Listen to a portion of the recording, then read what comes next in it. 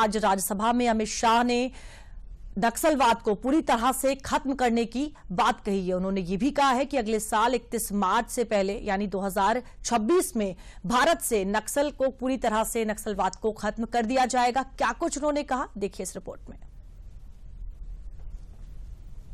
देश की आजादी के बाद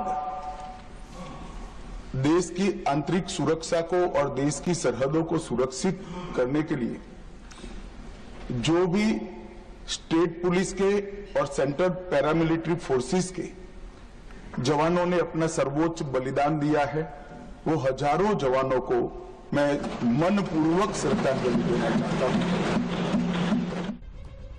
राज्यसभा के अपने भाषण में गृह मंत्री अमित शाह का ये बयान देश की एंटी नक्सल पॉलिसी दर्शाता है। राज्यसभा में केंद्रीय गृह मंत्री अमित शाह ने सदन में अपने संबोधन में आतंकवाद से लेकर ड्रग्स रैकेट के भंडाफोड़ तक कई मुद्दों को शामिल किया, लेकिन नक्सलवाद पर दिया ये बयान खास है क्योंकि छत्तीसगढ़ में बीते गुरुवार सुरक्षा बलों ने 2 अलग अलग ऑपरेशन में 30 नक्सलियों को मार गिराया है और कार्रवाई में एक जवान भी शहीद हुआ। इनमें से 26 नक्सलियों के शव और इलाके से भारी मात्रा में सामान और हथियार भी जवानों ने बरामद किए हैं। दिनांक 20 मार्च को जिला बीजापुर पश्चिम बस्तर क्षेत्र में हुई मुठभेड़ में माओवादियों का टोटल 26 डेड बॉडी रिकवर की गए थे। इस मुठभेड़ में हमारा एक जवान राजू ओयाम, उन्होंने भी नक्सली से बहादुरी से लड़ते हुए वीरगति प्राप्त किया। पूर्व में माओवादी संगठन में उन्होंने कार्यरत थे। वर्ष 2020 में राजू ओयाम ने हिंसा त्याग कर माओवादी संगठन से बाहर आकर सामाजिक मुख्यधारा में शामिल होने के उद्देश्य से आत्मसमर्पण किया। उसके पश्चात विगत 5-6 वर्षों से सुरक्षा बल के साथ उन्होंने अनेक जो सफल अभियान में शामिल रहा। अनफॉर्चुनेटली कल की मुठभेड़ में उनका शहादत हो गई थी। पुलिस अधिकारी ने बताया कि बीजापुर और दंतेवाड़ा जिलों की सीमा पर स्थित जंगल में मुठभेड़ उस समय शुरू हुई जब सुरक्षा कर्मियों की एक संयुक्त टीम गंगालूर इलाके में नक्सल विरोधी अभियान पर निकली थी। दोनों ओर से रुक रुक कर गोलीबारी हुई। अभियान में बीजापुर जिला रिजर्व गार्ड यानी डीआरजी के एक जवान शहीद हुए।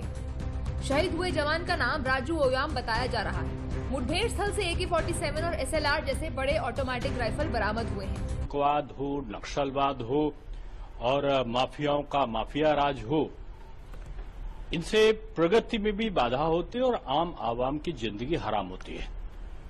तो इसलिए ये जितनी जल्दी ये नाशूर है इस समाज का, चाहे वो नक्सलवाद हो, माफिया राज हो या आताताई जो प्रवृत्ति है वो हो, तो इनको जितनी जल्दी हो साम दाम दंड भेद जो नीति से माने उसी नीति से इनको समझाने की जरूरत है। और माननीय गृह मंत्री जी एक सशक्त, जिसको कहना चाहिए कि लौह पुरुष की तरह आचरण करने वाले व्यक्तित्व हैं।